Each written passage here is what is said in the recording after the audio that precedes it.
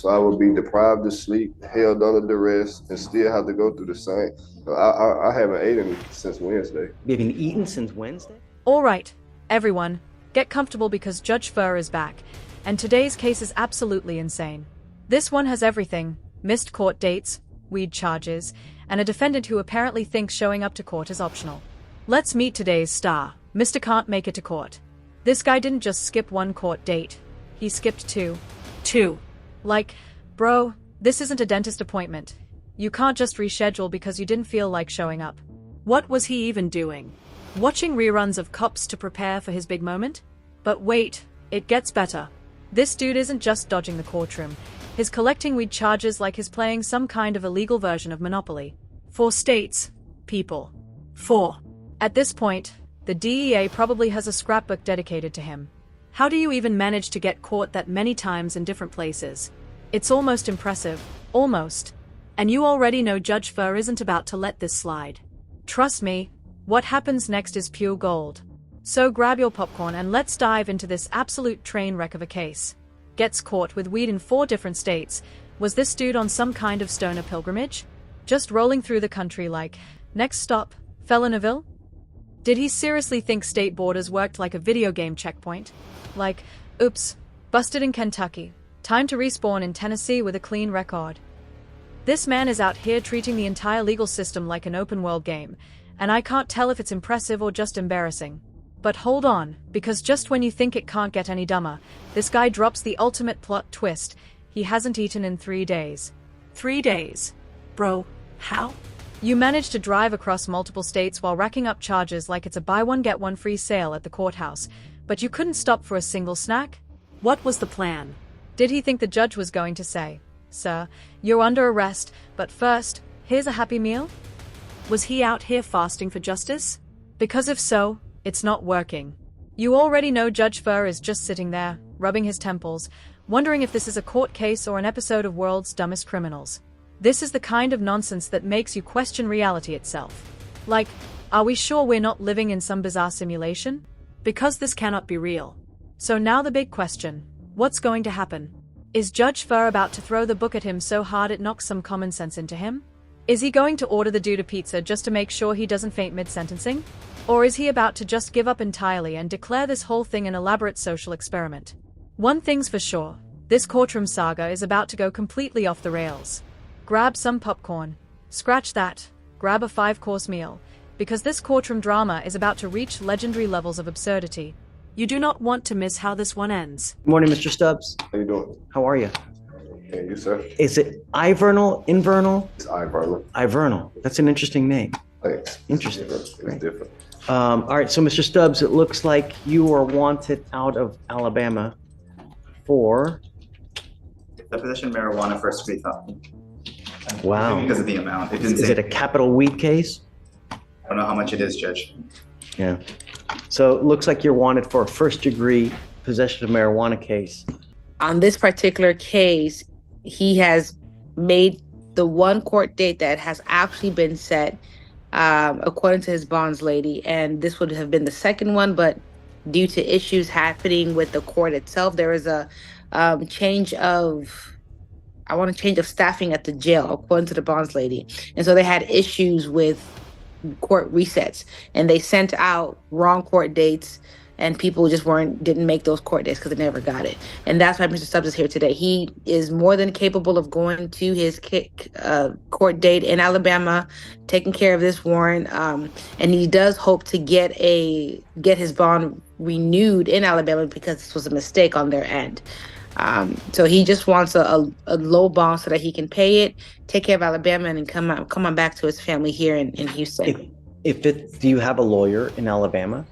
Somehow my lawyer got sick. Somehow he got sick and he was taking off my case. So instead of them sending my case to someone in the law firm with him, somehow I was appointed a court appointed. And I know the new name. What I would suggest, the thing is though, is that if they made a mistake, then many times they'll own up on the mistake and reinstate and release the hold. That's what the lawyer was trying to get the hold released, him and the bondsman. They've been working together to try and get it released. So what I would do is you'd use, I mean, because now here, I don't know if I'm going to give you a bond, Mr. Stubbs. I got to tell you that I take this extremely serious, right? I don't know you. I've never met you before. Everybody that comes over here tells me it's little bunnies jumping in the woods and rainbows and gumdrops, but when they get out, they turn into a completely different person. And my main concern is public safety. That's what I want, right? I'll tell you first, I'm an adult, sir. I'm sorry? I'm an adult. So therefore, I never missed a court date. The ones that I have had, I don't care where I'm at. If I have to drive 1,000,000 miles, I would drive 1,000,000 miles to show up for court because I don't want to be in this position. First of all, in and out for some reason, and I don't know why. Or mistakes courts made. Tell me, how long has this warrant been open? The warrant's been open since January 2024. It was a month before he picked up 2 felonies in our jurisdiction, impeding breath for a family. So that warrant's been open since January? Yes, Your Honor. And then a month after, he picked up 2 felonies in our jurisdiction, an assault family member, impeding breath, and an evading motor vehicle. He said 3 failure to ID out of 2 different jurisdictions, and he has a prior fugitive case in 2006. Because of all those factors, I believe he's the definition of a flight risk. He literally drove away from the police and failed to ID himself at least 3 different occasions in 2 different jurisdictions. Is that an allegation or something that took place? Look, the only way that I really get to know you is paper, because that really tells me who you are. What you tell me now goes in here, goes in there, because I never met you before, right? So that's how I really get to know you. But the problem is this warrant from Alabama has been open for a year. It's been open for 3 years. No, the warrant that was been issued in this case. You've had an entire year to take care of this. I never knew about the warrant because my bondsman wasn't contacted, nor was I contacted because the lawyer fell off the face of the earth. It's your responsibility. No one is going to call you, hey, Mr. Stubbs, it's time to take care of this criminal case. Come on, man, it's time to take care. This guy has got to be joking. He's actually standing there with a straight face claiming he had no idea about his arrest warrant for over a year. Like, come on, man. That's not even a good excuse. He's out here acting like a little kid caught sneaking cookies, just shrugging and saying, no one told me. Bro, it's not like your warrant got lost in the mail next to your Netflix subscription renewal. You expect us to believe you went an entire year without once realizing the police were looking for you? Yeah, sure. And Judge Fleur? Oh, he is not buying it for a second. You can see it on his face. He's heard this nonsense 1,000 times before. He's probably sitting there thinking, oh sure, and next you're going to tell me your dog ate the warrant. Like, the level of delusion is off the charts. So what do you guys think? Is this dude actually this clueless? Or is he just digging himself into a deeper hole with every word? Because I'm over here shaking my head at how ridiculous this is getting. Let me know in the comments. Criminal cases don't work like that, man. When you hire a lawyer, you hire them to defend you, and the more money you spend, the better representation you get, the more you pay to get babied, right? Like these really grandiose lawyers, they will baby the heck out of you, right? Because you pay for it. All the courts basically, and every day until they tell me I have a new court date, or my lawyer. Yeah, if that's what it takes, then yes. But Judge, and I wanted to say in his defense, the bonds lady did state that he had been in contact with her as per the new court date, whenever new court date was set out. And when they issued out the court date, she didn't know about it until he missed it. He didn't know about it until he missed it. He has been in contact with his bonds lady.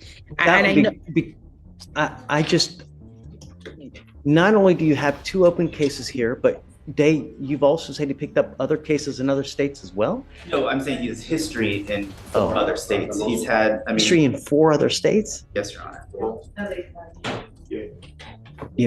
I'm not from Texas. So here's how it all went down. After standing in court, claiming he had no idea about his warrant for an entire year, Mr. Inal Stubbs finally had to face the music. And let me tell you, Judge Fleur, with the patience of a saint and the skepticism of someone who's been lied to way too many times, was not having it. Final verdict? Well, let's just say Stubbs won't be going on vacation anytime soon. The court ruled that his no one told me defense wasn't exactly airtight. Shocking, I know. Instead of walking away scot-free, Stubbs got slapped with a fine and some mandatory community service. And get this, rumor has it, part of that service involves teaching other people how to check their mail.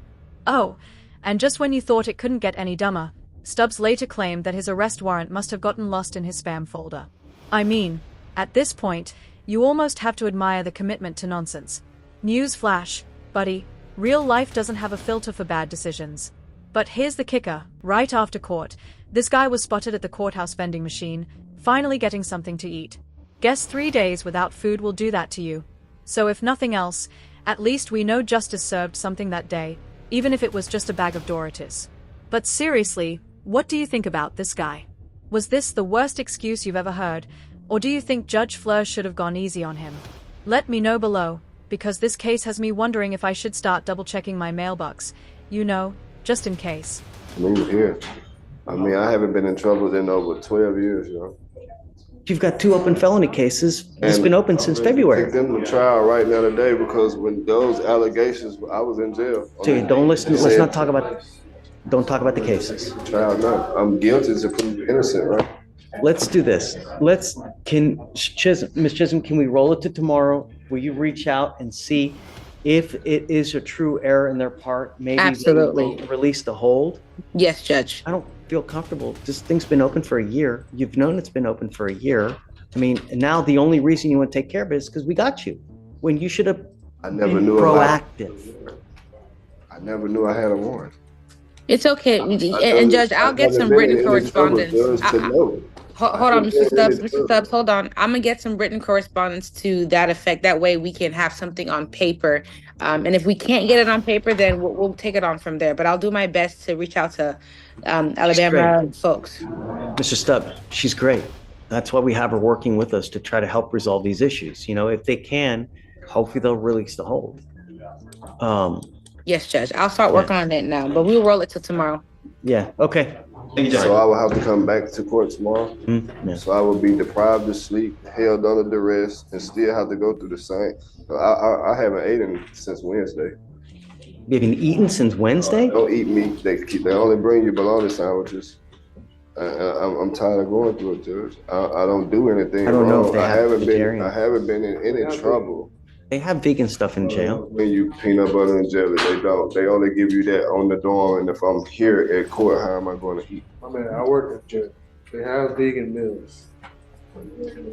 But if I'm in court, how do I get a hot So drink? let's see, you know, you can have someone give you commissary. Johnny's. You have commissary? I can't go to commissary. I haven't been to commissary yet. I've been here a week. Oh, you just got arrested. I just got arrested I just got here last Wednesday. I was extradited from Dallas County to here. Oh, so you weren't even here in Dallas. I You weren't wasn't even here, so I did 10 days.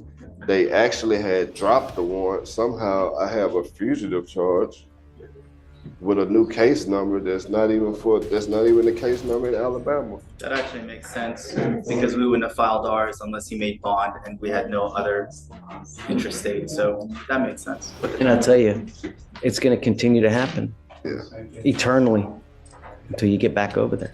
I mean, I think my lawyer died, so that I heard. I have a paid lawyer. I feel that my case should have went to. If you got a paid lawyer and they drop the ball, then you need to go file a complaint with the state bar. I just found this out. Mr. Stubbs, we're going to try and take care of it on our end.